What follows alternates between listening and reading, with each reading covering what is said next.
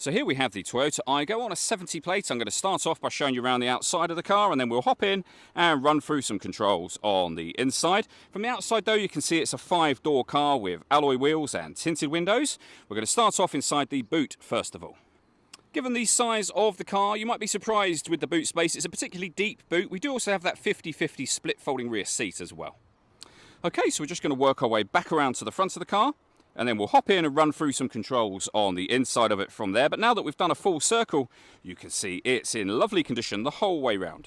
Just briefly before we climb in, I think it's well worth seeing the interior from this exterior point of view. There's plenty to run through on the dashboard, so let's hop in and we'll do that now. Okay, now that we're inside the car, we're going to start with the dials. We have the rev counter over on the left-hand side just here, speedometer in the middle, and in the middle of that, the fuel gauge. Total miles for this car, which are 33,529. And then you can change information that's displayed in that section should you wish to. If we back out to the steering wheel, we have our phone controls, cruise control, and stereo controls. And the main stereo itself is then over in the center, of course.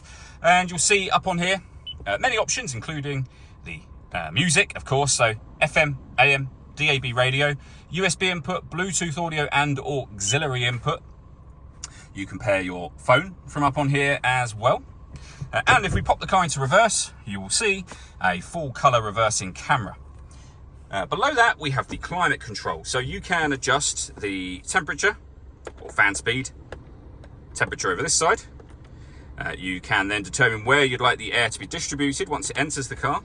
When you're happy with those settings, that button will turn your air conditioning on, and it says just there to let you know it's turned on. Same button to turn it off, of course, or hit auto. The car will now take full control of the fan speed and direction of the air to maintain, in this case, 18 degrees.